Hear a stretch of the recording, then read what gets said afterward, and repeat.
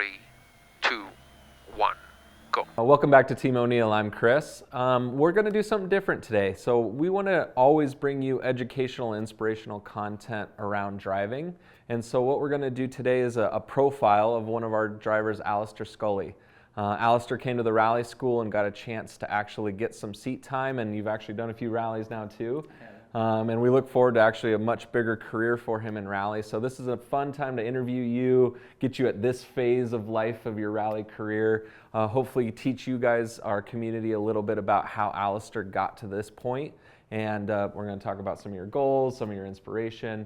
But we really appreciate you being here today. I appreciate you having me. I'm really excited for this.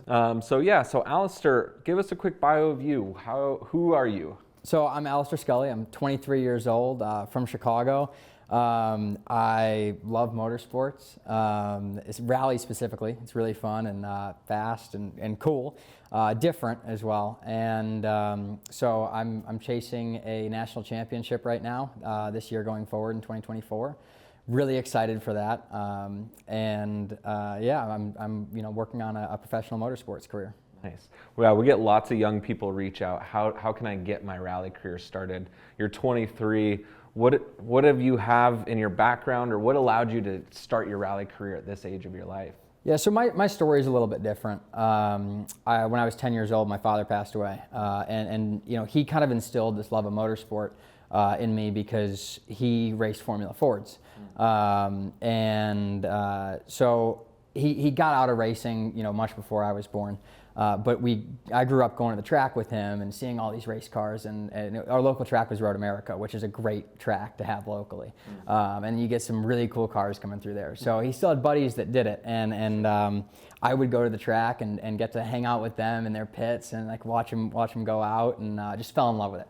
So did some karting at a young age when he was still around, and he always we kind of talked cars a little bit together, we did some karting. My brother and I've got a brother who's 16 months older than I am, also chasing a professional motorsports career. So we went karting, kind of fell off a little bit. We didn't really pursue motorsports, and then we turned 16 and really got into cars. Yeah. We kind of watching YouTube videos going like, wow, this is really cool. And so my opportunity came after I graduated college. I decided that I really wanted to go into motorsports, and because of my unique situation, I had some funding to be able to do that. I was really fortunate in that way. Yeah. We went, and my brother started a year ahead of me. Sure. And inspired by him a little bit, sure. But really inspired by the love of motorsports that I had as a kid, yeah. And loved playing with Hot Wheels too. That was a big one. So it's fair to say Dad was an inspiration for you. Yeah. You wanted to follow in some of those footsteps. Sadly, I'm sorry you lost him, but it sounds like sometimes we need something to drive us. Yeah. And that would be something for you, it sounds like, is a big driving factor. Yeah, it was, and kind of, living and racing in his honor a little bit, something that I care a lot about. Unfortunately he had ALS. So, in the future I'd like to do some work with ALS and kind of combine, my support for that and finding a cure with motorsports. I think it would be really cool. But, I came out to Team O'Neill. And fell in love with rally. So now I'm competing and going for this championship, and I'm really excited about 2024. I think it's gonna be really cool. When you were 16, you said you kind of getting into cars, you get your driver's license. You were watching YouTube. Is that Ken? Who Ken you for sure. Ken for sure. Yeah. I mean, even when I was a kid, the Gymkhanas. Yeah. It's hard not to fall in love with that, right? It's just dramatic, like crazy driving style, and Ken was a master at it. Yeah. I grew up watching him, and then as I started to get more into it, I watched his rally videos, and of course it's you see rally videos on things like Instagram and YouTube, and these cars flying sideways in the air at like 100 miles an hour. It's just wild. Yeah. Especially the WRC stuff. I mean, it was so cool, and so I just wanted to get involved in that. And rally's this kind of interesting motorsport where you have a car almost out of control, in a low grip scenario, and somebody just trying to wrangle that beast and go as fast as they can through the woods. high risk, high reward, and it's I just fell in love with it. So, but yeah, Ken was a huge inspiration in that too. Cool. Yeah, and we're lucky to have him in our lifetime, and he's a motivating factor for me. The reason I own Team O'Neill was him and Travis, and they're racing in the 2005 era of rally, back when that was all those guys racing, and I use them as a core motivating factor. Probably a highlight for me in my life was when we started ARA, and now I'm making the rules that Ken and Travis have to follow. I'm sitting there writing those rules, and like, this is pretty cool. Like, how are they going to feel about this one? Moment in life of going from a super fan to telling them what to do. It's an interesting phase of life. So one thing that you have a business, I have a business. We have to make decisions in life. A lot of people would call us lucky, but I really think about what we have to sacrifice. There's a lot of things you could have spent your money on, a lot of things that you focused your time with. What did you sacrifice to get here? Well, it's the two hardest things to come by in life is time and money, right? And so first off, the opportunity is only here because of something that I went through when I was a kid, and that, I wish I could go and change that situation, but that's not the case. And so, I wouldn't call that a sacrifice, but it's something I had to go through to be able to be in this position. And I think life's all about making the most of it. And so, I'm really lucky to be able to have this, and blessed to be able to have these experiences and be able to do this. But even then, I'm sacrificing a normal career. Right. No, that's what I'm talking about too. Yeah. It's sad that your tragedy that happened to you, but you could be on boats, you could be doing planes, you could be like, what other things? I like to fly planes. Really cool. What other things have pulled your attention and like you've made the actual decision to not pursue? Yeah, I actually, when I graduated college, I was working trading commodities at a small hedge fund in Chicago, and I really enjoyed that.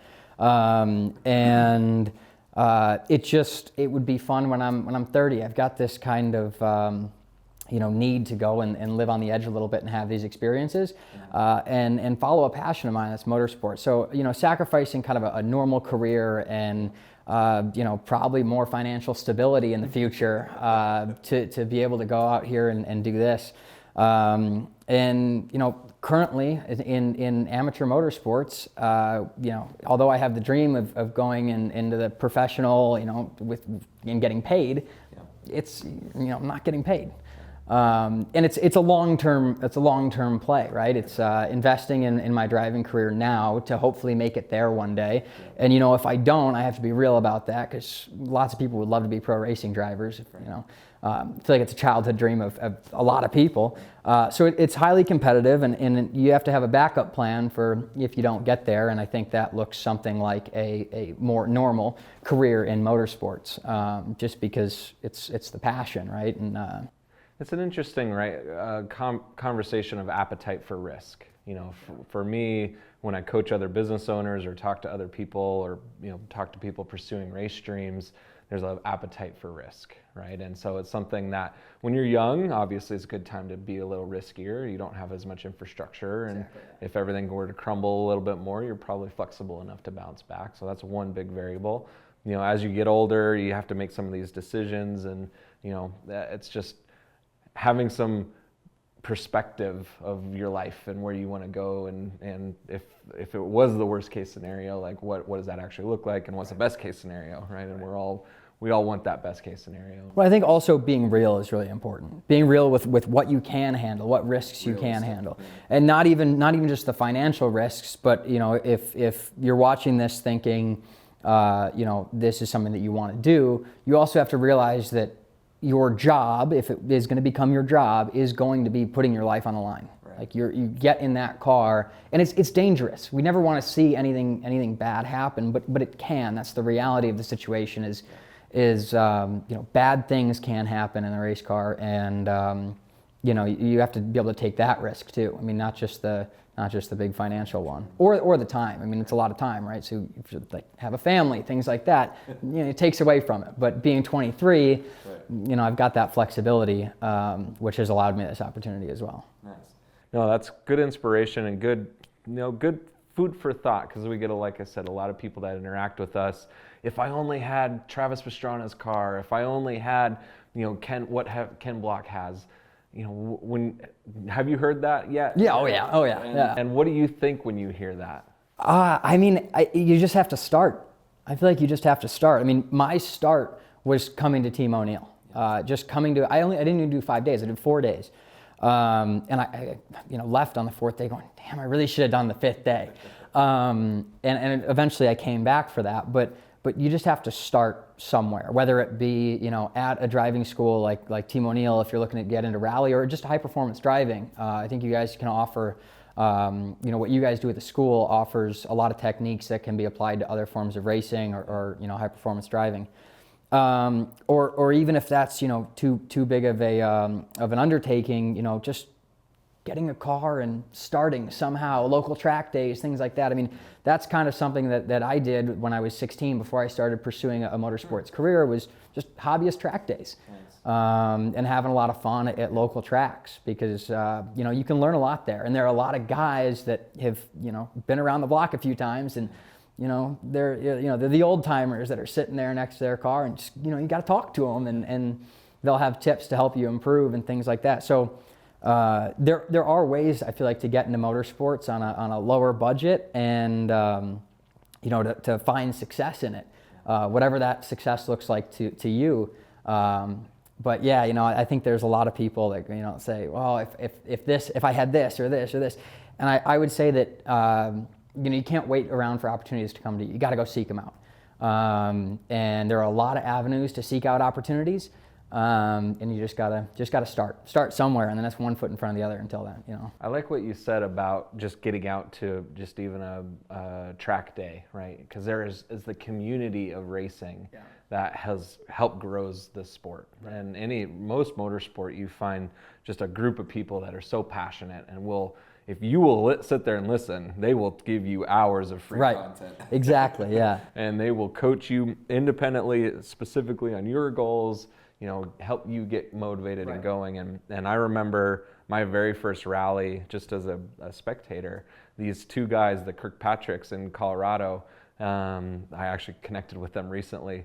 They sat for 2 hours teaching me about their Honda Civic rally car that they built and got to there, and they're doing their rally, and they're still connected in the rally community, and that's how I got connected with them again. But it's just like their passion was one of the big things that got me here too. Right, and we're most drivers, people in motorsports, we're passionate people, right? I think that's what really drives motorsports. And so, we're all happy to talk motorsports all day long. And I think rally specific, one of the best experiences I've had is volunteering at rallies. Volunteering to run a rally, to understand the whole process, how it works, the rules, because we have some odd rules in rally, right? Like, your time cards, your minutes, like the, transit times, things like that you really have to kind of understand. And so it was free, right? I was volunteering some time, and I met a lot of great people, a lot of people who I still, I'm connected with, and really helped me kind of figure out the best way to get into this. And you kind of immerse yourself in, in the rally community, because we're all, really nice people. Yeah, no, and that's, even Tim, our founder, talks about that. He left circle track racing because it was a little more rough community, and the rally community was so open, and everyone, we're competing against ourselves more in rally. We're just trying to get to the finish, and if whoever got to the finish fastest, we all congratulate. So it's a little bit different culture in rally for sure. Another thing that you brought up a few minutes ago was goal setting. You actually said, kind of make sure that it's along your goals. So what are your goals? What are you thinking about as a 23-year-old? What would you like to see yourself be in a few years, or even beyond that? I mean, beyond that, I can tell you, I'd love to go and win some of the most prestigious titles in the world, right? Whether it be in rally, I mean, that's a dream, right? It'd be a huge dream to go and like compete in the WRC or win a title there or something, even just win a race. I mean, that'd be really cool.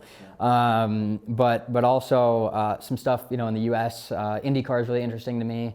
Some of the IMSA sports car racing. I really love motorsports. And so all my goals kind of revolve around motorsports as a whole, not necessarily rally specific. But rally specific, I'd love to win the championship this year. The limited two-wheel drive national championship would be really cool. Laying the gauntlet right now. I'd love to take that. That would be really awesome. Nice. And then beyond that, I'm competing right now in Nitro Cross. Just got started in that. Love to take a championship there. It's a really exciting new series, and I've been absolutely loving that. And from there, I don't really know what it looks like. There's a lot. That's a lot of steps just to get to there, right? So it's hard to dream really big beyond that, realistically, anyways. I'm trying to take it, maybe a few steps at a time, but not anything too crazy. But yeah, I mean, I'd love to be racing for the rest of my life. That would be the ultimate goal, right? That's interesting. So what would you think, or what would allow somebody to do that? What would allow somebody to race long term? Like, what are you trying to put in place so that you could maybe get to that goal? I think one of the biggest hurdles that people run into wanting to race long term is funding and the financial aspect of it. There are plenty of examples of people who've gone out in racing in any form of motorsports and blown through a bunch of money. People say that the best way to make $1 million racing is to start with $1 billion. We do have sponsor funding in motorsports, and that's kind of what makes it happen. So I think, avoiding that kind of that hurdle and, finding some backing and with people that I believe in too, right? With companies that I support and believe in and are aligned with, with values and things like that, not just going and taking, the first thing that comes along, because I don't think that helps anybody, right? Yeah, I even think of like this, FTX issues that these celebrities all were backing this company that I just took the big paychecks. You got to know about it, right? You got to know about it, support it, even be like a user of the product, whatever. And I think that's really important, is because you don't want to get into a situation where the sponsor can dictate what you can or can't do. Because I feel like as a privateer in racing, you have to be that. And be a representative for X, Y, or Z sponsor. And represent them well, keep everybody happy, but you also don't want to run into a situation where you feel controlled as a driver of, I can't do this, I have to do that, and then you're letting somebody else dictate the career path or the decisions. Something that we've talked a little bit about too is a little bit of self-awareness and humility, right? And so what are some of the things you're working on as a driver right now? What are you trying to develop? You want to win the championship this year, so what are your hurdles in the way, and how are you going to get over those hurdles? Well, there's some tough competition out there this year. In my class, I've got Sean Donnelly, who won last year. And he's talented, and I know he was just out at Team O'Neill testing. A week ago, yeah, I missed him. But there's some tough competition, and so that's a big hurdle. I think when you're at motorsports events, I've personally seen people in a number of different motorsports kind of let things go to their head a little bit. It's easy to do that when you've got fans and things like that. But trying to kind of remain grounded and say, all right, I just need to go out there and drive this car as well as I can, and take that away from it, and not try to do anything too crazy. But just to know that it's just you, and in Rally's case, your co-driver as well. And you just want to go out there and do the best that you can do. I think that's something that I had to learn a little bit of, just like, all right, this is just our little team here, the two of us in the car, and we just want to go out there and do the best we can. And as long as we do that, then it's a success. Yeah. So you have done 4 rallies? Three rallies? Yeah. So you have just a little bit of experience now, getting some confidence in the wheel, behind the wheel. You made a big change on the other side of the car, so you picked up a high-end co-driver. So tell us about that.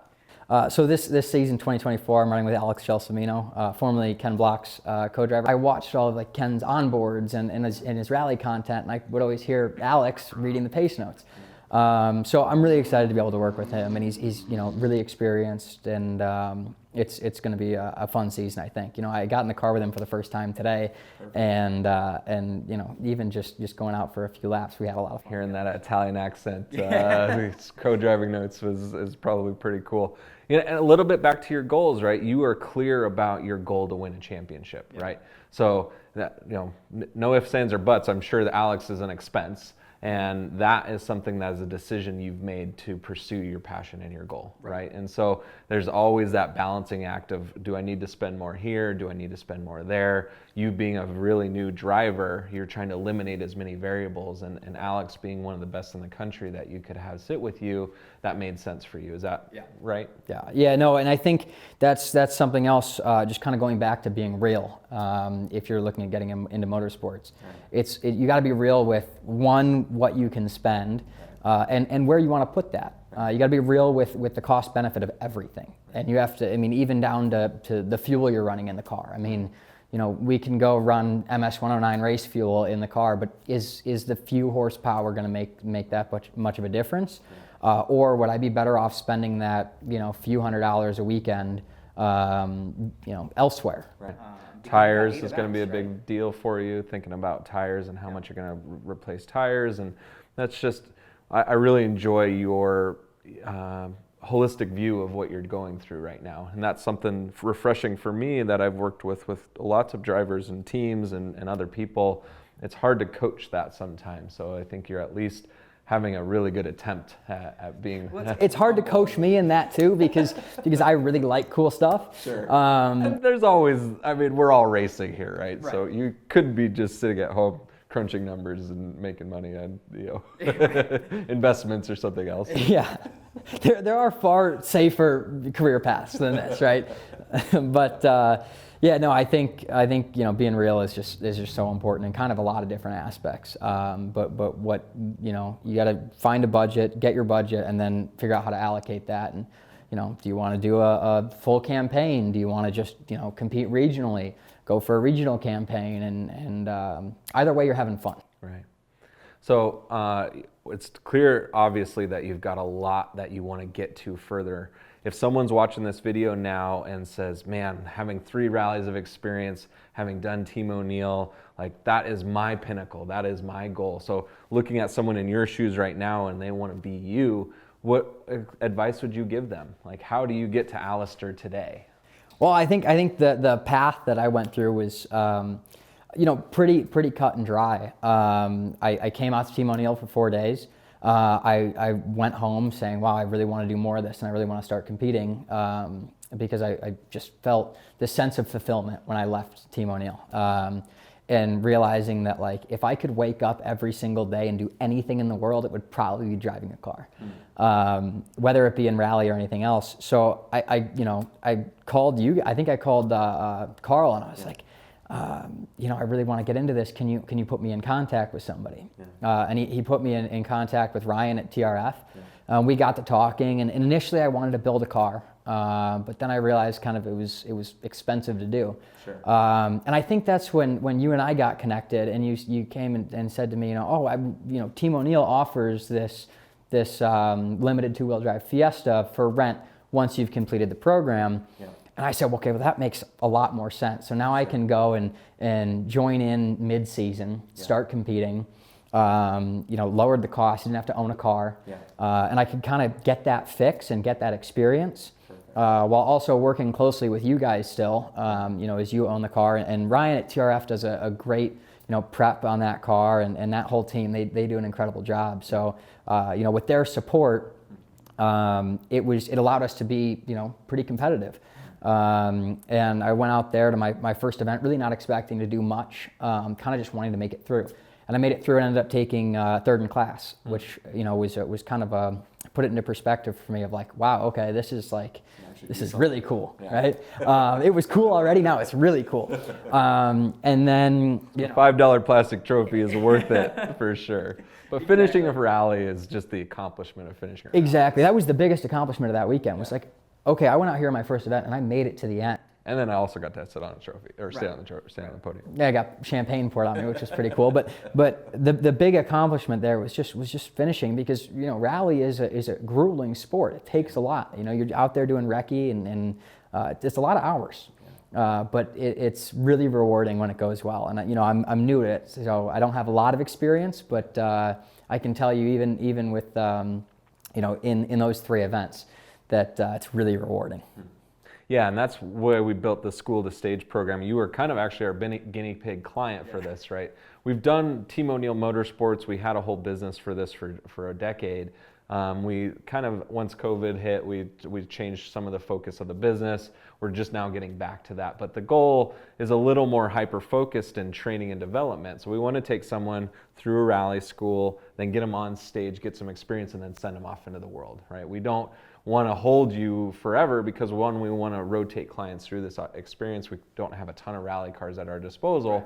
And we want you to go and eventually compete on your own, start to build your own infrastructure, which now you've bought a car, you're working on getting your crew, you got a co-driver. So this is, like, for us, the ideal scenario of someone crawl, walk, run program. It's a great stepping stone, and that's the experience that I had doing it.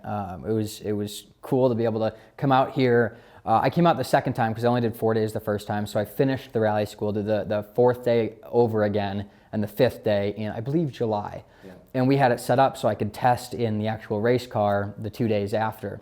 Yeah. And that was just a great stepping stone to be able to go from that to then from the school cars to competing, or not competing, but driving a competition car, right. And then going into my first rally a few weeks after that.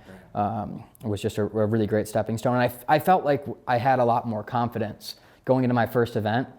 I said, okay, I've been through this, I've got the training. Yeah.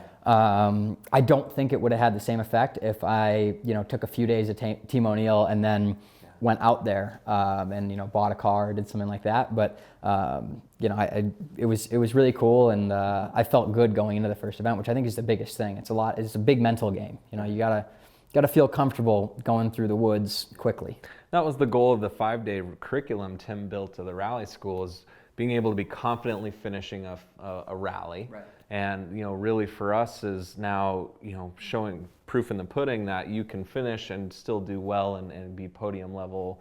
And a 2-wheel drive class, let's be realistic, it's not the ultimate class. You're not going out there and beating the Subaru guys. That's great. That's realistic goals, being understanding where we're at, and just by finishing rallies, you have a high chance of getting on podiums because attrition's so high in our sport. Just being able to get to the end, and then those close calls by trees where you almost got in crashes and you used the one more Team O'Neill toolbox tool that we gave you, saved you hopefully thousands of dollars of repair fees. So that's part of our goal of this as well, is we want you finishing rallies so that you keep coming back and having fun. Well, and you mentioned the toolbox too. I think that's really important in motorsports, is like whatever you're competing in, you want to have every tool at your disposal. So when you're in that situation, you can do it with muscle memory, and you can know, okay, this is what I have to do.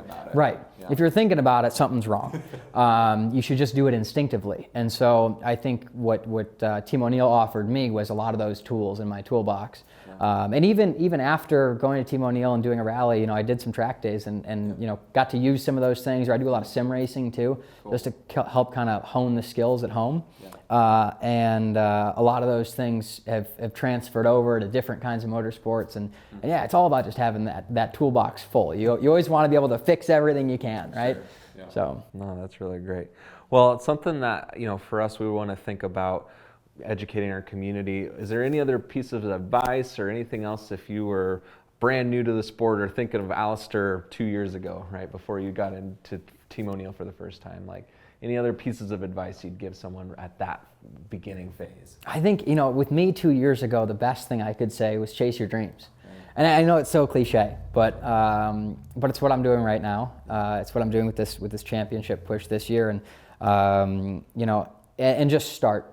Once I started meeting people, connecting with people, just kind of involving myself in the community in different ways, a lot of things started to become more clear, and I kind of started to develop this path, and it led to competing in other motorsports like nitrocross and realizing what I wanted to do with my goals in rally, and being able to be realistic with those and talk to people like you and other kind of mentors in the sport and say, okay, well, one, what do I want to do? And two, how do I get there? And I feel like with the people that are here, whatever those goals may be, they can tell you how to get there, or at least be a sounding board for kind of some ideas. Yeah. Well, I can say personally, we're really proud of what you've gotten to achieve so far. I'm really excited to watch you grow through this. We're going to keep pressuring you and calling you out if you fail, and we're going to, hopefully we don't get to review some crash content, but the goal of this season, we're going to give you some more feedback, hopefully in-car feedback, and get some of our coaches out there and get you on stage, and hopefully we can watch you win that championship this season. I'd really like to go for it, and pressure makes diamonds, and hard work, right? So yeah, just gonna keep at it, and I hope that you do put some pressure on me when I mess up, because that's how you get better, and I'm here to improve. Yeah. All right, guys, thank you, Alastair, for coming out. I really appreciate you being here today. He's our guinea pig of our School to Stage program. So if this is a goal of yours to actually go rallying, check out our School to Stage program. And thank you guys for watching. If you have any other questions, please add them to the comments. Alastair, if they want to connect with you, what's your social media handles? What's the best way for them to stay connected? Yeah, so Instagram is alastair.scully. It's a hard one to spell. Or Scully Racing follows my brother and I. Okay. And we'll put that in the comment section so our community. Yeah, awesome. Thank you. Yeah, that's the best way to get connected, I think, and follow along with the action. Well, thank you guys for watching. We'll chat with you soon. Is a gate to a point where it's already sounding subconscious? Yeah. Because when it sounds subconscious is when it's working. That was checking.